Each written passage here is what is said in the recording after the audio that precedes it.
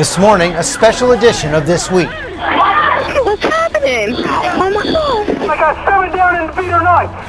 7 down. Colorado catastrophe. It was the first time I saw something that was real, like a real-life nightmare. I've got a child victim I need rescue. 12 killed, Me and my kids, we are not going to die in here. I need to get them out. 58 wounded. We've taken a blow today, but we will get back on our feet and we will move ahead. Now, 48 hours after the worst mass shooting in American history, as the nation mourns the victims and consoles the survivors, the search for answers. And if there's anything to take away from this tragedy, it's the reminder that life is very fragile. Why do these tragedies continue? Can anything be done to stop them? If you think we're angry, we sure as hell are angry. We'll get to the heart of those questions, plus all the latest on the investigation, the killer, his innocent victims, and a community shattered. Special coverage of the tragedy in Colorado, the movie theater massacre, begins now. From ABC News, This Week with George Stephanopoulos. Reporting from ABC News headquarters, George Stephanopoulos. Good morning. In Aurora, Colorado this morning, a memorial to the victims of that nightmare that unfolded early Friday morning. An all too familiar ritual of mourning and remembrance. President Obama will visit Aurora later today to console the families of those lost as police piece together the maniacal plan of a cold-blooded killer and America responds to the horror.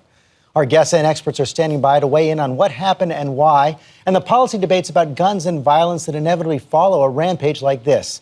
And we begin in Aurora with ABC's Cecilia, Vega. And Cecilia, this is a town hit so hard.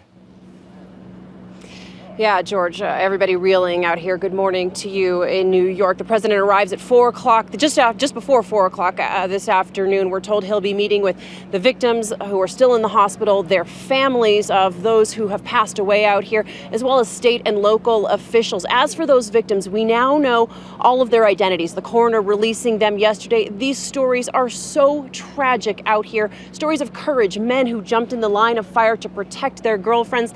The youngest victim, just a 6-year-old little girl. She came to this movie with her mother. That mother remains in critical condition today.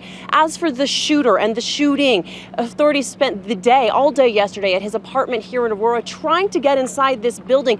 They say this was a complex scene, a chilling scene inside the apartment of tripwires and booby traps. The police chief saying that this was set up to kill the first person who walked through the door.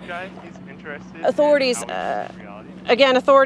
still aren't saying what the motive was. Holmes remains in custody here. His first court appearance is tomorrow morning. George? Okay, Cecilia, thanks very much. Of course, President Obama will be there later today. We want to get more on James Holmes now from our justice correspondent, Pierre Thomas, who has more on the investigation and everything we're learning so far. Pierre, this was a cold-blooded, premeditated plan. Cold-blooded, meticulous. He took months to amass his arsenal.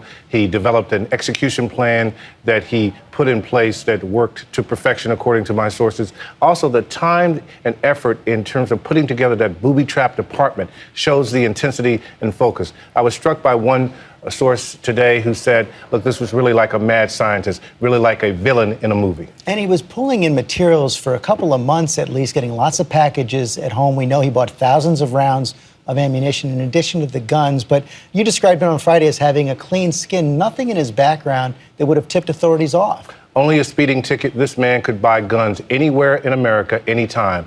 And officials say nothing could have been done to stop that. But we are learning, as you say, a lot more about him. This was clearly, you described him as a mad scientist, a brilliant young man. Brilliant. That's what made him so dangerous, officials say. One cop I talked to yesterday said, look, most criminals are stupid. This guy was thoughtful, brilliant, and we also have some new information about what they're finding at the apartment. We're being told by sources that they have found a computer and also a poster of Batman. He said, I am the Joker. Okay, Pierre Thomas, thanks very much.